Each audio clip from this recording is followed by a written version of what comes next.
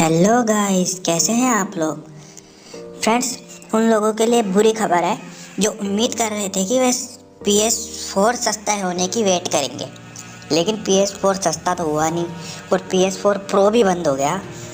तो अब उन लोगों के लिए बुरी खबर है जिन्हें देखना था कि अगली पीढ़ी का कंसोल जो है PS5 वो भारत में फरवरी में बिक्री के लिए उपलब्ध भी हो चुका है। और सोनी कह रही है कि जापान में खुद का विक्रेता के अनुसार PS4 और PS4 प्रो मॉडल बंद कर रहे हैं। मतलब अब जो PS4 आ रहा है ना स्लिम, उसका भी भरोसा नहीं है फ्रेंड्स, वो कभी भी बंद हो सकता है। क्योंकि PS5 लॉन्च हो चुका है और PS5 लॉन्च हो चुका है तो लोग अगर PS4 खरीदेंगे तो PS5 को कौन देखेगा। PS4 आ भी सस्ता रहा है और PS4 प्रो की प्राइस PS5 के बराबर थी, इसलिए PS4 को बंद कर दिया, PS4 प्रो को बंद कर दिया।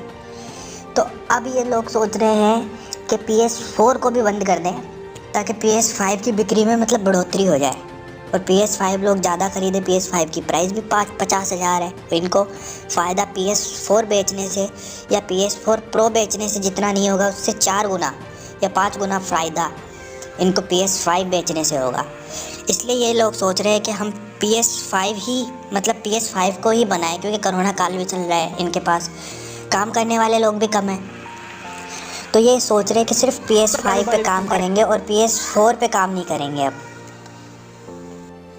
इससे उन लोगों को परेशानी होगी जो सोच रहे थे कि अगर PS5 लॉन्च होगा तो PS4 प्रो की प्राइस 30,000 या 25,000 हो जाएगी और PS4 प्रो की अगर 30,000 या 25,000 प्राइस होगी तो PS4 स्लिम 20,000 या 15,000 में उनके बजट में आ जाएगा नया।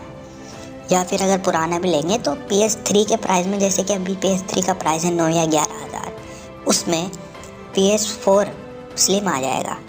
लेकिन अब मतलब उनको प्रॉब्लम होगी कि वो अब नहीं खरीद सकते PS स्लिम, क्योंकि जो PS स्लिम अभी आ रहा था 25 तक भी आ रहा था, उसकी प्रोडक्शन भी कंपनी ने बंद कर दी है। अब सिर्फ वही PS स्लिम आ रहा है जो 1 TB मतलब आपको 30,000 में पड़ेगा, उसी को ही लेना पड़ेगा अगर नया लेना है तो। उसके सिवा जो आप PS स्लिम लेना चाहते थे 500 या वगैरह वगैरह, वो सब नहीं मिलेगा आपको। तो इसमें भी आपको मतलब प्रॉब्लम ही होगी। और PS4 प्रो तो बंद हो ही चुका है, तो जो सोच रहे थे कि PS4 प्रो लेंगे कम प्राइस हो जाएगी और हमें फ़ायदा होगा, तो वो तो सपने ही देखो। मतलब भाई ये कंपनी की मार्केट स्ट्रेटेजी है कि मतलब PS4 प्रो को बंद कर दिया और PS स्लिम को मतलब चालू रखा है, और उसकी भी प्राइस जो 25 से कम में आ रहे थे उसको भी इन्होंने ज़्यादा ही रखा है, उसकी प्राइस भी इन्होंने कम ही रखी है, जिसके कारण मतलब लोगों को ख़रीदना ही पड़ेगा। अब मजबूरी हो गई लोगों की। और वैसे भी कंपनी के मतलब काम करने वाले जो वर्कर्स हैं उनमें भी कमी आई है, अभी आप कोरोना काल में देख ही सकते हो, जिसके कारण कंपनियों को भी घाटा हुआ है। तो हो सकता है कंपनी इस कारण ये सब कर रही हो, लेकिन ये है कि फ्रेंड्स PS4 प्रो बंद हो चुका है और PS स्लिम भी बंद हो सकता है। इसलिए सीधी सी बात है, अगर किसी का बजट 30 या 40 तक हो तो वो 10 ज़्यादा करके थोड़ा आगे जाके PS5 ले सकता है, जिसमें उसको फ़ायदा भी होगा, नुकसान तो होगा नहीं, फ़ायदा ही होगा। और दूसरी बात, PS4 की सीरीज़ PS5 में चल सकती है, इसलिए आपको फ़ायदा ही होगा। तो सही, लेकिन यही है फ्रेंड्स कि अब मतलब नहीं चलेगा। और इसमें यह है कि ये रिलीज़ के ठीक 4 साल बाद PS4 बंद हो जाएगा। PS4 और PS4 प्रो रिलीज़ के 4 साल बाद बंद हो जाएगा, ये कंपनी ने कहा था पहले से ही। तो 4 साल से शायद ऊपर ही हो चुका है इसको। PS5 की रिलीजिंग डेट बढ़ती गई ना, इसलिए PS4 को 5 साल 6 साल चला लिया, लेकिन अब नहीं चलेगा। कथित तौर पे सोनी ने PS5 के उत्पाद को बढ़ावा देने के लिए, मतलब इसका उत्पादन बढ़ाने के लिए ये PS4 प्रो को बंद कर दिया है और अब एक ही PS4 चलेगा, वो होगा PS5। PS4 और PS4 प्रो इन दोनों को कंपनी बंद करने वाली है और PS5 निकालने वाली है। पर इनमें भी एक प्रॉब्लम है फ्रेंड्स कि अगर आप PS4 स्लिम लेते हैं तो 720 की ही मतलब रिकॉर्डिंग कर पाएंगे, और PS4 प्रो लेते हैं तो वो बताता तो 4K, लेकिन वो 1080p की ही गेमिंग मतलब आपकी रिकॉर्डिंग करा पाएगा और आप 1080p तक ही रिकॉर्ड कर पाएंगे, उससे ज़्यादा नहीं कर पाएंगे वीडियोस को रिकॉर्ड, जिससे भी आपको घाटा होगा। जो सोच रहे थे कि सस्ता होने के बाद में ख़रीद लेंगे या कुछ भी, वो मतलब अब भूल जाओ। PS4 और PS4 Pro दोनों ही बंद हो सकते हैं, तो इनको ख़रीदने का भी कोई फ़ायदा नहीं है, नया लो या पुराना लो। 1 साल 2 साल आप चलाओगे, बाद में पार्ट्स नहीं मिलेंगे मार्केट में, तो इनको लेने का फिर क्या फ़ायदा।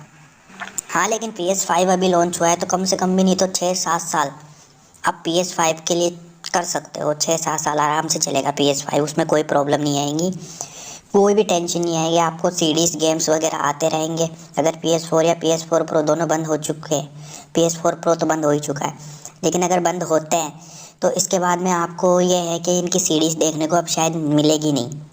अगर PS4 भी बंद हो जाता है तो फिर इनकी सीडीज़ आपको देखने को मिलेंगी नहीं, और इनकी सीडीज़ में फिर गेम नहीं आएंगे, तो इसको लेने का फ़ायदा क्या।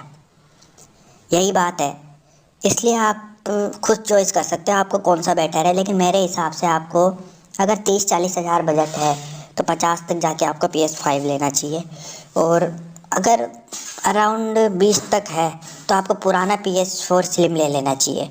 ज़्यादा पैसे लग क्यों खर्चा करना, पुराना ले लो, कोई टेंशन नहीं है। अभी तो काम कर रहा है ना, आराम से चलेगा और काम करता रहेगा। बाकी तो फ्रेंड्स आपकी मर्ज़ी है, आपको कौन सा लेना है कौन सा नहीं लेना। पर मैं तो यही सजेस्ट करता हूँ कि आपको अगर लेना है तो PS4 Pro तो बंद हो चुका है, तो उसको लेने का कोई फ़ायदा नहीं है।